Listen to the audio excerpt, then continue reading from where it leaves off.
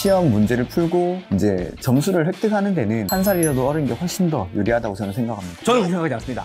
4050, 6070 일어나세요. 우리도 할 수 있습니다. 기출문제를 안 푼다라는 건 저는 수험생도 아니라고 생각을 합니다. 개인적으로는. 그래서 기출 안 풀면 수험생 아니다. 받아 적으세요, 이거는. 공법과 개론의 공개 토론. 반갑습니다. 우리 유튜브 시청자분들. 오늘은 공법의 어준선 교수님과 개론의 홍도윤이 여러분들이 공인중개사 시험에 대해서 가지고 있었던 오해와 진실에 대해서 저희가 O와 X로 풀어드리면서 이야기를 좀 해드릴 예정입니다. 공법 교수님 자기소개 좀 부탁드립니다. 반갑습니다. 저는 해커스에서 공법 강의하고 있는 어준선이라고 합니다. 안녕하세요. 저는 해커스에서 외모를 담당하고 있는 1차 학개론의 송도윤이라고 합니다. 반갑습니다.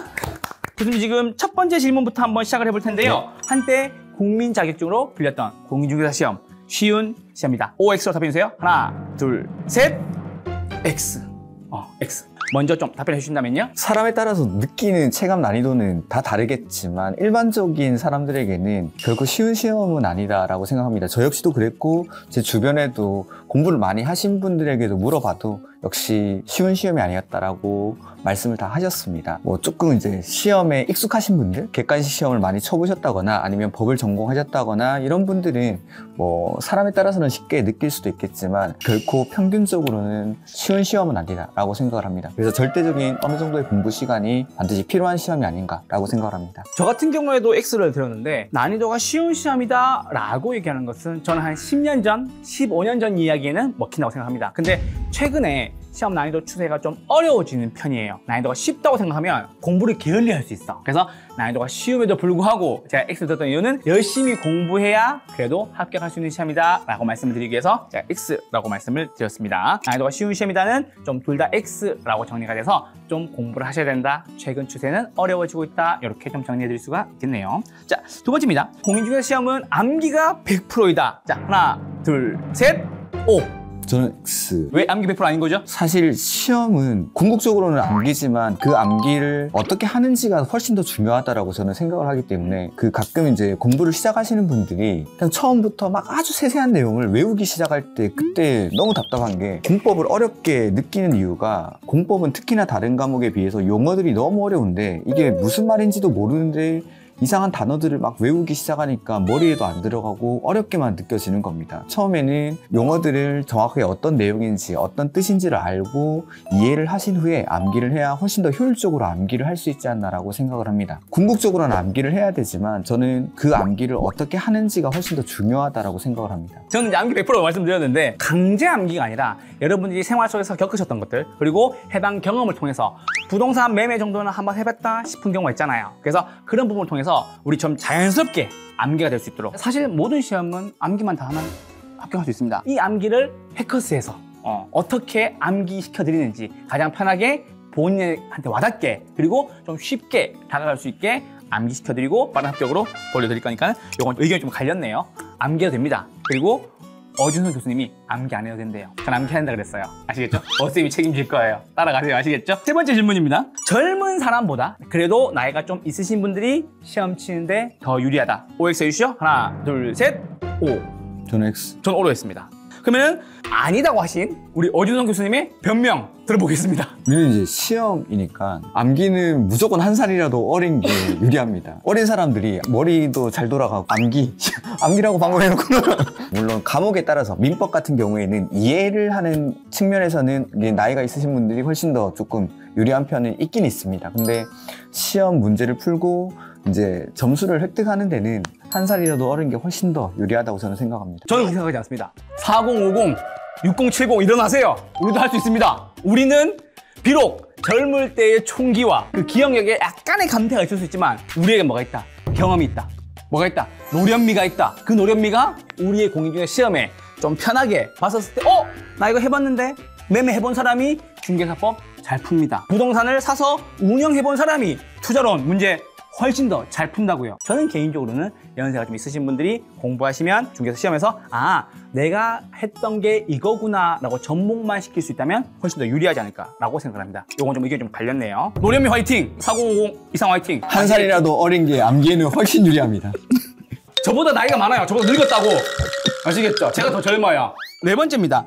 공인중개사 시험 쳤을 때 시간이 좀 부족하게 느낀다. 요거 OX로 답변해 주시면 됩니다. 자, 하나, 둘, 셋. 시간이 부족하다. 저는 보통으로 저는 부족하다고 하겠습니다. 예. 자, 일단 1차 먼저 말씀드릴게요, 교수님. 1차 과목 같은 경우에는 민법과 학개론으로 구성되어 있습니다. 학개론 같은 경우에는 경영 경제학을 기반으로 숫자 나와서 계산 문제를 푸는 경우가 좀 있습니다. 반면에 민법 같은 경우에는 죄다 서술형 문제예요. 특히나 요즘에는 그 계산 문제가 일부 나온다는 얘기도 있던데 그러다 보니 지문이 좀 길어요. 그러니까는 학개론과 민법의 성격이 완전 좀 다릅니다. 그래서 요걸 두 개를 함께 병용해서 공부하시고 문제를 풀 때 문제 푸는 거에 대한 좀 이렇게 사고 전환이 좀 느린 경우에는 시간이 좀 지체될 수가 있어요. 특히나 최근에는 출제위원들이 1번부터 10번까지 문제 내에서 굉장히 함정 카드의 문제를 많이 만들어요. 그러니까는 여러분이 당황할 문제를 많이 만들기 때문에 좀 여러분들이 당황하거나 문제를 까다롭게 느끼거나 그리고 어렵다라고 느껴지도록 만들고 있기 때문에 겁 주는 거거든. 겁을 먹으면 시간이 좀 부족할 수도 있다라고 생각됩니다. 교수님, 2차는 어떻게 생각하세요? 저는 일단 2차보다도 제가 중간으로 든 게 이건 워낙에 사람에 따라서 너무 차이가 많이 나는 거라서 이건 뭐라 정의를 내릴 수는 없는데 우리 시험 같은 경우에는 만점을 받는 시험이 아니니까 모르는 문제는 버리시면 확실히 이제 시간은 넉넉하지 않나라고 생각을 합니다. 그래서 그 모르는 문제를 버릴 수 있는 여유, 자신감 그런 것들을 가지고 내가 아는 문제를 확실하게 푼다라는 생각으로 푸시면 누구든지 시간은 여유롭게 풀 수 있지 않나라고 생각을 합니다. 버릴 거는 버려라. 아시겠죠? 말씀을 드립니다. 그렇게 해서 시간은 부족하다는 1차와 2차에 대해서 의견이 좀 갈라졌다라는 말씀을 드립니다. 자, 5번입니다. 시험 출제 유형은 항상 일정하다. 하나, 둘, 셋. 저는 세모로 하겠습니다. 요 1차 먼저 말씀 좀 드릴게요. 출제 유형이 항상 일정하다에 대해서 OX로 안 했던 이유는 단 한 가지입니다. 왜냐하면 나올 문제는 계속 나옵니다. 교수님들이 수업 시간에 되게 강조하는 부분들이 있어요. 요거는 꼭 보셔야 됩니다. 요거는 요번에 나올 차례가 됐습니다 하는 문제들이 있어요. 그런 출제 문제들은 반드시 잘 정리해 두셔서 합격하시는데 좀 도움이 되셨으면 좋겠습니다. 항상 일정하진 않지만 항상 일정하게 나오는 부분들이 있다. 그리고 이렇게 순환적으로 나오는 파트들이 있다라고 생각하기 때문에 저는 O도 아니고 X도 아니고 세모로서 여러분한테 답변을 드렸습니다. 어윤수 교수님 어떻게 생각하세요? 그러니까 저도 똑같은 말인데 지금 질문이 출제 유형이라고 했으니까 출제 파트가 일정하다라고 했으면 중요한 부분은 항상 출제가 됩니다. 그래서 우리는 기출문제를 푸는 거고 기출 특강을 되게 강조를 드리는 거고 그 특강은 반드시 들으시라고 말씀을 드리는 겁니다. 그리고 기출문제를 풀지 않는다는 건 저는 수험생이 아니라고 생각을 합니다. 가끔 7월달, 8월달에 점수가 안 나와서 찾아오시는 분들한테 물어보면 기출문제를 아직 안 풀었다고 하시는 분들이 있습니다. 우리나라에서 가장 어려웠던 시험인 사법고시도 10년치 기출문제를 풀고 시작을 합니다. 명언 나왔어요. 명언. 그러니까 기출문제를 안 푼다라는 적으세요. 건 저는 수험생도 아니라고 생각을 합니다. 개인적으로는. 그래서 기출 안 풀면 수험생 아니다. 받아 적으세요. 이거는. 필기하세요. 나오는 파트는 반복해서 출제가 되는데 그 유형들이 계속 어려운 형태로 바뀌고 있다라는 거죠. 반복해서 출제되는 부분들을 집중적으로 공부를 하시고 그걸 이제 문제에 적용하기 위해서 계속 기출문제도 풀고 문제풀이도 하시고 하는 게 좋을 것 같습니다. 네, 맞습니다. 출제위원 입장에서도 아예 새로운 문제를 낼 때는 타당한 근거를, 법적 근거를 가지고 문제를 내야 되기 때문에 그 부분들이 여러분들에게 좀 알고 계시면서 기출문제를 반드시 복습하시고 그 기출문제가 어떻게 변형되어 왔다라는 점만 기억해 주시면 되겠습니다. 자, 이렇게 해서 시험 출제 유형은 항상 일정하다라고 했는데 둘의 의견이 유형이 비슷한 부분도 있고 그리고 조금씩 변형되는 부분까지는 챙겨두셔라. 무엇을 통해서? 해커스 기출문제를 통해서 반드시 좀 챙겨두셔라 라는 말씀을 좀 드립니다. 이렇게 해서 여러분들과 함께 지금 5개 진실과 오해에 대한 거 잘 풀어보았고요. 우리 공인중개사 시험을 준비하거나 아니면 이 영상을 보고 내가 가지고 있던 오해가 좀 풀렸다라고 생각하시는 우리 해커스 그리고 유튜브 시청자들에게 한 말씀 해주신다면요? 아마 이게